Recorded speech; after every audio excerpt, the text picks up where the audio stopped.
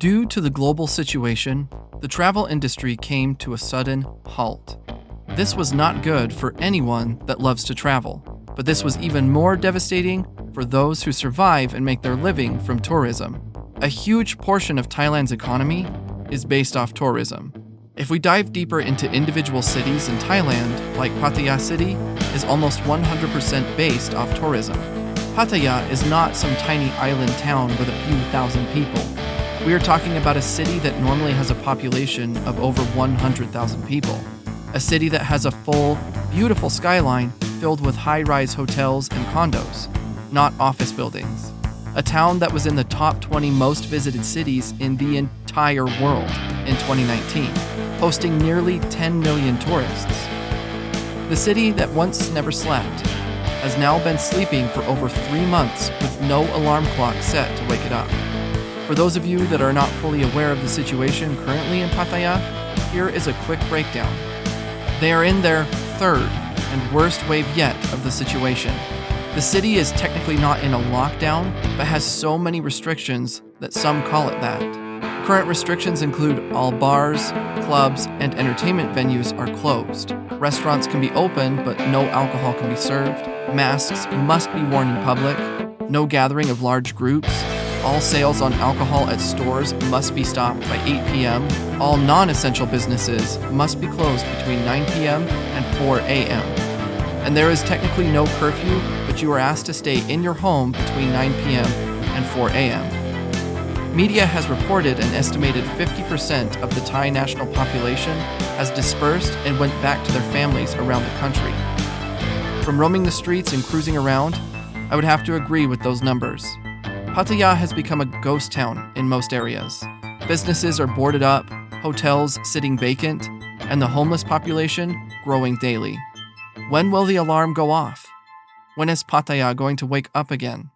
What will this great city be like when it does wake up? Enough of this negative talk about the current situation. Let's fast forward to the alarm going off in 2022, when Pattaya finally wakes up and is ready to party again. What will the city be like after such a long nap? Will it ever get back to its glory days? Let's talk about that and make some Pattaya predictions. Also, make sure to stick around to the end to hear my predictions of the most talked about Pattaya conspiracy. What will happen to the businesses on the water side of the famous walking street? Will there be positives that are going to come from this global situation? I think so. I look at this current situation like a giant reset button that was pushed. During the first wave of restrictions, a little over a year ago, you did not see too much resetting taking place. The first wave was like we hit the pause button. We were just waiting to press play again and let the party keep rolling. Once this third wave came, the entrepreneurs could see that things were not getting back to normal anytime soon. They realized this is the time to hit the reset button. If you work in the construction industry in Pattaya, you have been a busy person the past 3 months. There are new bars, hotels, condos, and other businesses being built all over the city. Not only are there new establishments being constructed, but there are also countless businesses using this time to remodel and make renovations to their current business. Let's talk about 3 areas that I believe will be the new hotspots in town when you come back to Pattaya in 2022. The first area is LK Metro. This past year and currently, there have been countless amounts of bars being renovated and being built new. One place I am very excited to see is the new and improved Bachelor's Club. It has been completely gutted, has a new design, and is being rebuilt as we speak.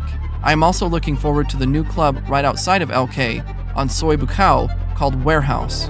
The location is ideal and the concept behind the club is brilliant. I foresee fun times ahead. The next hotspot is Tree Town. Tree Town already had plenty of nightlife options, but now has almost doubled. This place is going to be booming 24 hours a day, 7 days a week. The center of Tree Town is going to be a wild party at the new Pattaya Beach Club. This pool, spa, lounge, club will have something for everyone at all times of the day. Make sure to check it out when you get here. My final prediction of a hotspot is Soi Made in Thailand. This is sort of a bold prediction because as of right now, there is no construction or renovations taking place there. All the bars are still older and slightly outdated.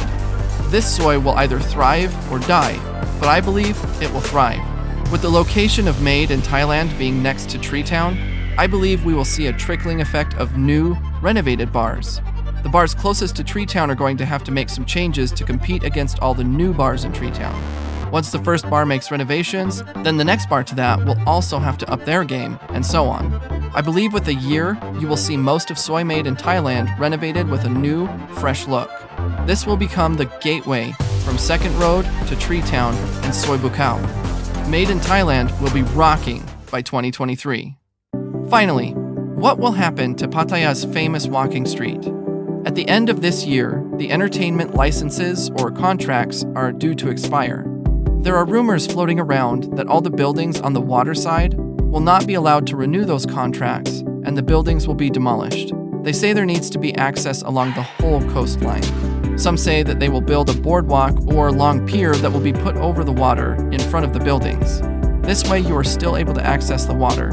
Personally, I would really enjoy that boardwalk and the ability to enter those establishments from either end. But either way, my prediction is that the buildings will stay and the licenses will all be renewed. The city of Pattaya has now been working daily for multiple months to run all the above ground wiring under the ground to help give the street a fresh, clean, sharp-looking feel.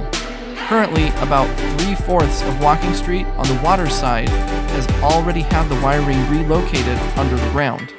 My question is, why would the city invest all this money right now and have all these workers working day in and day out on Walking Street if they are planning to demolish half of it in 5 months? I believe that if they were really going to let all these licenses expire and completely change the face of Walking Street, they would have waited until the end of the year to start any major renovation.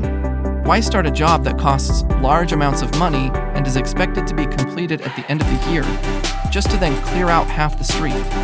It doesn't make sense to me, but I guess there are lots of things that don't make sense to me. This is where I stand. I believe Walking Street will all get their licenses renewed. There will be more clubs and less go-go's. It will continue to be a major tourist attraction and late night to early morning hotspot for world tourists for many years to come. Have no fear, Pattaya is definitely not going to disappear. Pattaya still needs some more rest from its 50+ years of no sleep. With patience, it will wake up soon. It will be ready to party and it will be better than ever. For now, just relax. Enjoy my videos, the alarm clock to go off soon enough. Chok D.